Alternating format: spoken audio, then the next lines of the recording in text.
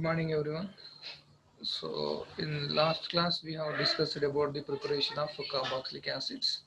So in that technique, in that process, we have prepared carboxylic acids by first reaction, that is hydrolysis. Hydrolysis. In that hydrolysis, we hydrolyzed esters. That is okay. In that hydrolysis, we have used hydrolysis of esters. Hydrolysis of ester. So first one is hydrolysis of esters. So the general formula of ester is C double bond O R. So this bond is known as ester bond. Which bond? Ester bond. So hydrolysis of ester. So it can be done in presence of acid. So if on any reaction or arrow mark of the reaction, if you find as H plus or else as H3O plus, that indicates that reaction is carried out in presence of acid. So if you find above the reaction or below the reaction as OH minus, so that indicates that reaction is carried out in presence of base. Okay, so the as ester hydrolysis can be done in presence of acid as well as in presence of base. But see, in presence of acid, what happens? See, we get the carboxylic acid as an end product, in whereas in the hydrolysis of base in presence of, so hydrolysis of ester in presence of base, we get a salt. So here, see, in whatever it may be, whether it is acidic hydrolysis or basic hydrolysis, see, this ester bond will be cleaved, and this ester bond in case of acidic hydrolysis, what happens? So OH will be replaced, or in case of base or basic hydrolysis, or that is also known as saponification, what happens? So that ester bond will be replaced by O minus. So this is carboxylate. So further we have to subject this carboxylate to acidic hydrolysis to get our desired final product as carboxylic acid. So this is hydrolysis of esters. Again, we have done another hydrolysis of what? Amides. Again, hydrolysis of amides. Okay, hydrolysis of amides.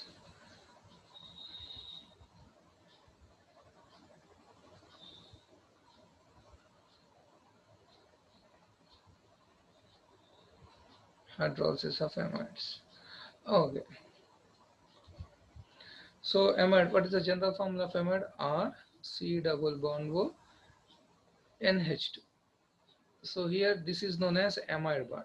So again this bond will be cleaved. Again it can be done in presence of acid or in presence of base. So if you are carried out the hydrolysis in presence of acid, directly what happens? So this will be this part, NH2 part will be replaced with OH, or in case of base again that will be replaced with O minus, and further it need to be subjected to the acidic hydrolysis to get the our corresponding acid. So this is in presence of acid or base, acidic hydrolysis or basic hydrolysis of amide. And then one more method we have, that is hydrolysis of nitriles.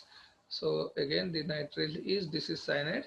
Again see, general directly I'm writing. So an hydrolysis of this triple bond of cyanide, what happens? So here we can get here we can get OH, C double bond O, and then OH. So that means you can see these three bonds will be replaced with two carboxylic bond, so double bond O and one. So again this will be removed as NH3. Okay, so or you can, we can say as salt also, no problem. So initially what we get? So initially we get a salt, that is this one, C double bond O, and this one ammonium salt, and it will be hydrolyzed to give our carboxylic acid.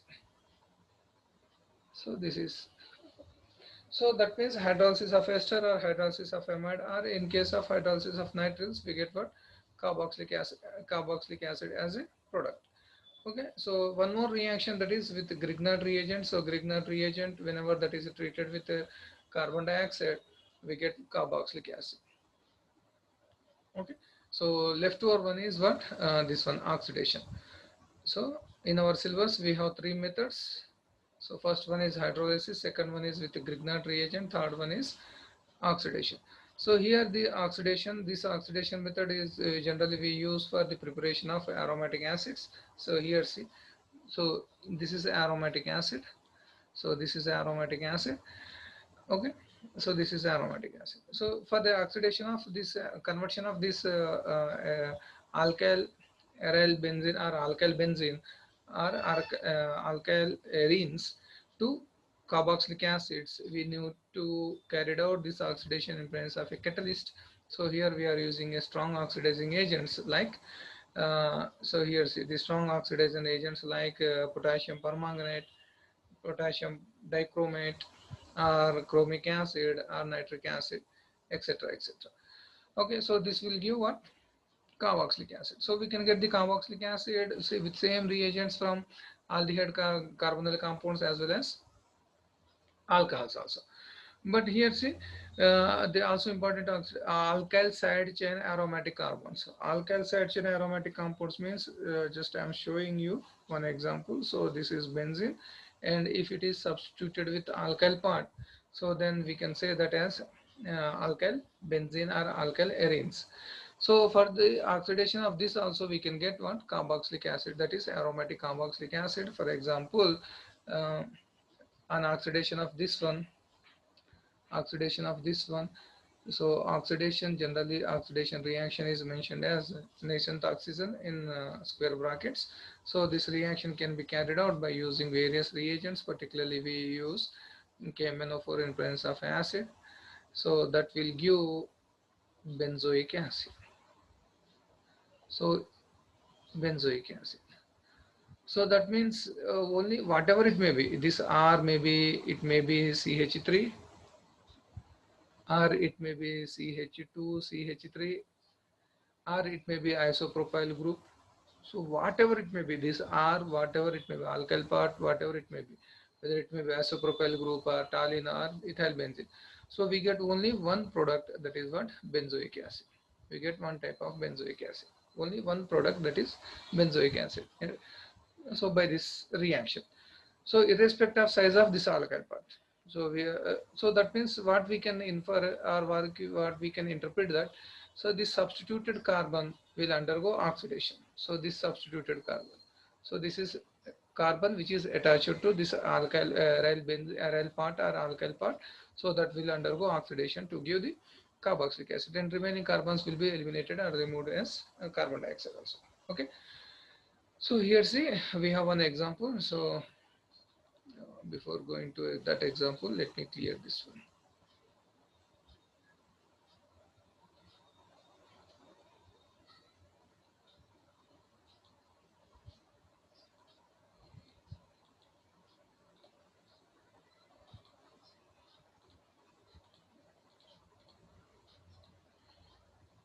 Okay, here see. So for example, if we carried out this reaction by using toluene, so what is the formula of toluene? So benzene ring, and this benzene ring, so here these double bonds, and if it is attached to a CH3 group, so this is known as a toluene. Again, if we carried out the oxidation, so in presence of strong oxidizing agents like MnO4 or potassium dichromate or HNO3, whatever it may be, you can use any one. So that will give benzoic acid as our product. So benzoic acid as our product, C double bond OH, along with we get water. So this oxygen will be taken out, these hydrogens as water. So this is the reaction. So irrespective of size of alkyl part, for example, if you take cumin, so I think most of you have idea about the cumin. What is the cumin? So already we have seen in our first year in the preparation of phenols. So this is isopropyl benzene is also known as cumin. So again, under similar conditions, we get same product. We get same product. So that means irrespective of the size of alkyl part, we get only one and only product, that is benzoic acid. So monoalkyl benzenes or monoalkyl arenes on oxidation with KMnO4 or potassium dichromate or HNO3 nitric acid will give only one type of product, that is what?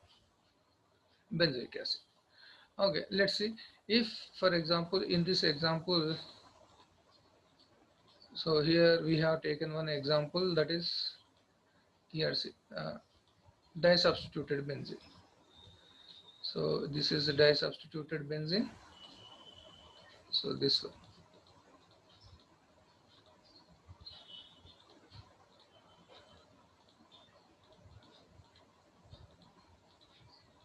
So this is disubstituted benzene, and you can say as this one as 4-methyl toluene or 1,4 dimethyl benzene.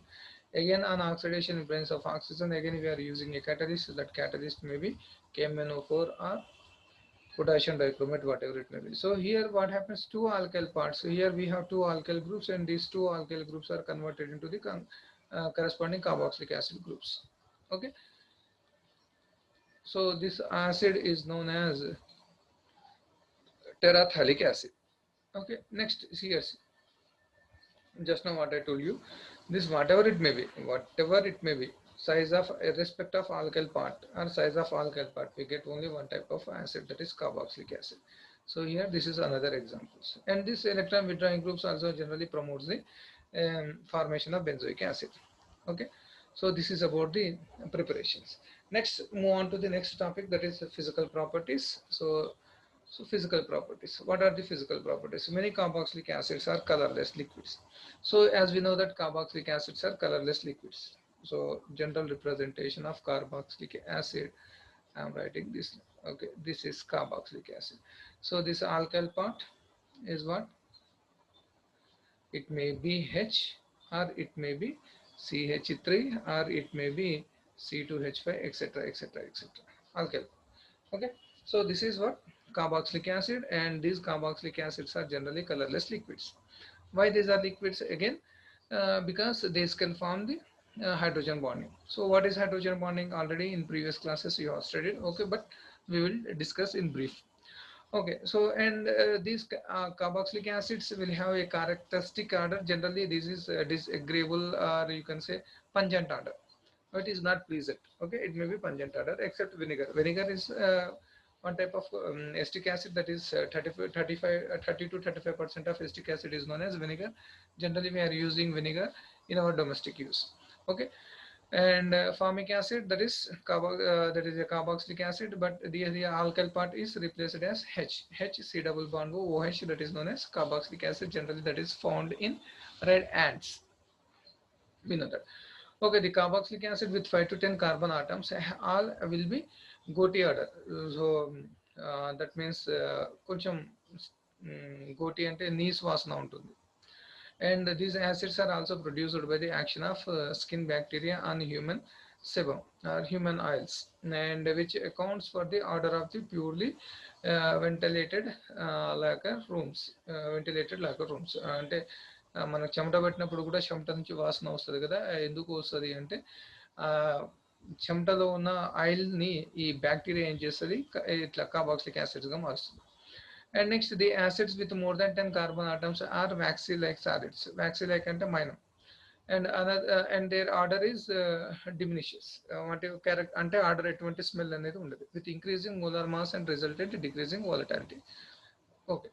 Next, carboxylic acid exists or exhibit strong hydrogen bonding between the molecule. Okay, see, what is hydrogen bonding? So, if you recall the basics, what is hydrogen bonding? Hydrogen bonding is nothing but it is a intramolecular bond. It is a intramolecular bond. So that bond is formed between hydrogen atom. So when this hydrogen atom is attached to an electronegative element, when this hydrogen atom is attached to an electronegative element, what happens? It will carry partial positive charge, whereas it will carry partial negative charge. So generally such molecules, generally we term those as polar molecules. Okay, so this hydrogen bond, this hydrogen atom, which is attached to an higher electronegative atom, so that is partially positively or partially positive, or you can say polar, partially polar hydrogen atom has a tendency to form an intermolecular force or ionic bond with an higher electronegative atom, with an higher electronegative atom. H means higher electronegative atom. So now the electrostatic force exists between these two. What is hydrogen of polar molecule forms an electrostatic attraction, or you can say ionic bond with a higher electronegative atom. So that bond is known as hydrogen bonding. And these hydrogen bondings are two types: intra-hydrogen bonding and inter-hydrogen bonding. What is intra and what is inter? So if hydrogen bonding is formed within the molecule, so if the hydrogen bond is formed within the molecule, for example, if you see this one, salicylic acid, orthosalicylic acid. So here this is OH, and see here C double bond O and OH. Now see, this hydrogen has partially positive charge, and whereas this oxygen has higher electronegative. Now the intermolecular electrostatic force forms between these two, hydrogen and oxygen atom of higher electronegative oxygen atom. So that will give what? Intra hydrogen bonding, H bonding, intra hydrogen bonding. Okay, so this is intra hydrogen bonding. What is inter hydrogen bonding? So when the hydrogen bond is formed between these two atoms, what are those? The hydrogen atom and higher electronegative atom. So now the hydrogen bond is formed between two different atoms. For example, say our carboxylic acid. Okay, so I will show you in another form, then you can easily understand. Okay, I will write. Okay, see, this is our C double bond O near OH. So this is one molecule and this is another molecule, H O. Just I am reverting. So double bond O. So this is R. Okay. So now what happens? This hydrogen of one carboxylic of hydrogen of one carboxylic acid will form inter electrostatic force or ionic bond with higher electronegativity, higher electronegative atom, that is oxygen of another molecule. And here also the hydrogen atom of one molecule will form hydrogen bonding with higher electronegative atom, that is oxygen of with another one. So this is known as interhydrogen bonding. So this is known as what? Interhydrogen bonding. So due to this hydrogen bonding, what happens? These molecules may have higher electronegativity and acidity. So hydrogen bonding can affect generally some physical properties like boiling point, and chemical properties like its acidity. Okay, so due to hydrogen bonding, due to the tendency of formation of hydrogen bonding, this carboxylic acid generally exists as dimer. So here see, two carboxylic acid molecules are combined. So now this form is known as dimer. Di means two, mer means molecules. So how many molecules here? We associated two molecules. So that's why this is known as dimeric carboxylic acid. So this is known as dimeric carboxylic acid. Okay. And the formation of this dimer carboxylic acid, how the formation happens? See, so two carboxylic acids will form a hydrogen bonding. It is a reversible reaction. So forward reaction, backward reaction.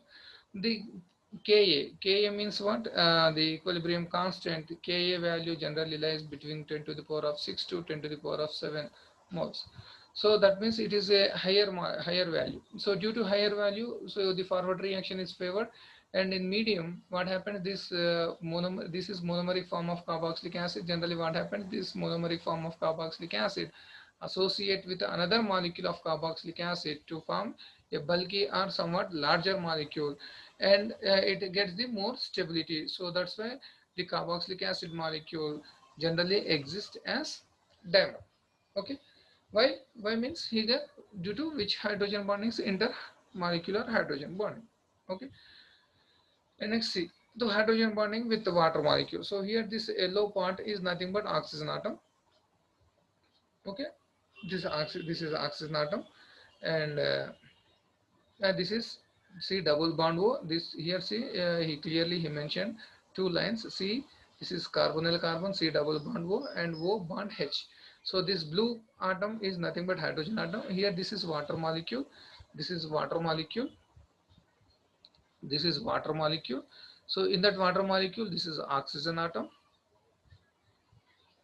and these blue atoms are nothing but which atoms? Hydrogen atoms. So now see what happens. They know the intermolecular forces. That intermolecular forces he represented as dotted lines. So here the intermolecular forces he represented as dotted lines. So these dotted lines indicates what? Formation of intermolecular hydrogen bonding. So that's why due to the tendency of formation of hydrogen bonding, the carboxylic acids are soluble in water. Generally, these carboxylic acids are soluble in water. Okay, so this is about the physical properties what we have in our syllabus. Okay, so next class we will discuss about the chemical properties. So in that chemical properties, generally under chemical properties, generally we discuss what type of reactions these carboxylic acids will give. So generally, so again, so this is so general representation of carboxylic acid. So this is carboxylic acid. So this carbon is known as carbonyl carbon, and carbonyl carbon is partially positive, and this is partially negative. Why? Because this bond of the double bond is polar in nature. What happens? These bond electrons will be partially displaces towards the oxygen, so thereby this carbon will get the partial positive charge. So that's why this carbonyl carbon is known as electron deficient. And electron deficiency of this carbonyl carbon also influence of acidic nature.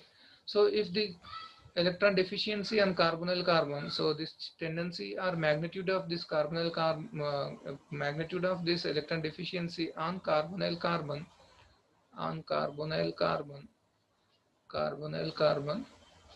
directly proportional to acidity.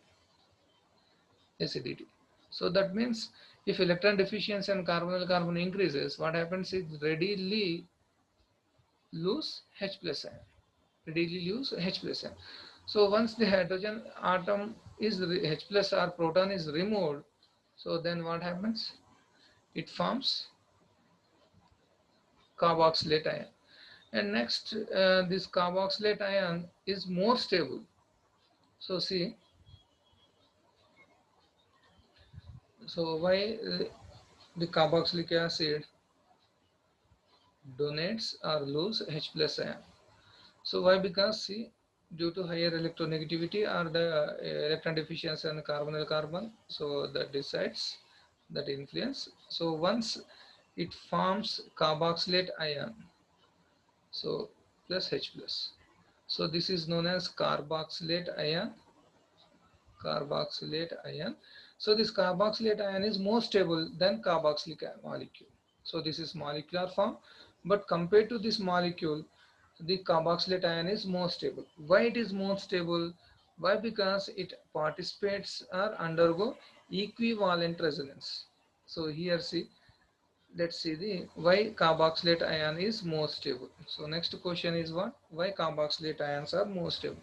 So this is carboxylate ion, and see, sorry,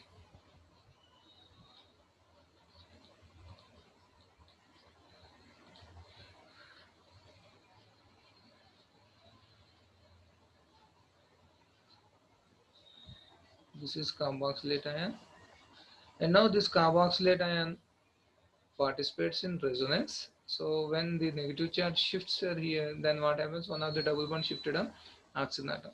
So when while we are writing the resonating structure or resonance, again we need to use this double headed this arrow mark, or you can say, or you can else better to use this arrow mark, this arrow mark,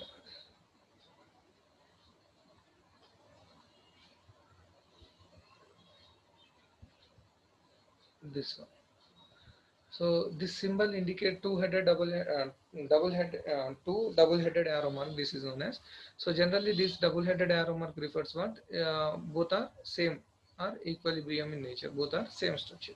So then what we get? So here this is R, and now what happens? This double bond becomes a single bond, and this oxygen will get the negative charge. Now this single bond becomes double bond, and this is again what happens again, the negative charge shifts here, then this double bond shifts here, again we can get the initial one. So this is resonating structure 1, this is resonating structure 2. So both are equivalent, one and same. Why? Because here see in both cases negative charge is resided and present on oxygen atom. So that's why this type of resonance is known as equivalent resonance. And the resonance which result equivalent structure, that resonance is known as equivalent resonance. And this equivalent resonance attains more stability than ordinary resonance. And this is resonance. And next see resonating structure. So resonance hybrid. So what is resonance hybrid? See, so this is resonance hybrid, and here see this dotted line indicates what? Delocalization of pi, delocalization of sigma. So this is known as resonance hybrid. Generally we say the resonance hybrid as actual structure. Actually what happens, these double bonds, what happens, participates in resonance, so thereby we get this type of structure, and this is known as resonance hybrid. Okay. Okay, so in the next class we will discuss about the uh, chemical properties. Okay, so thank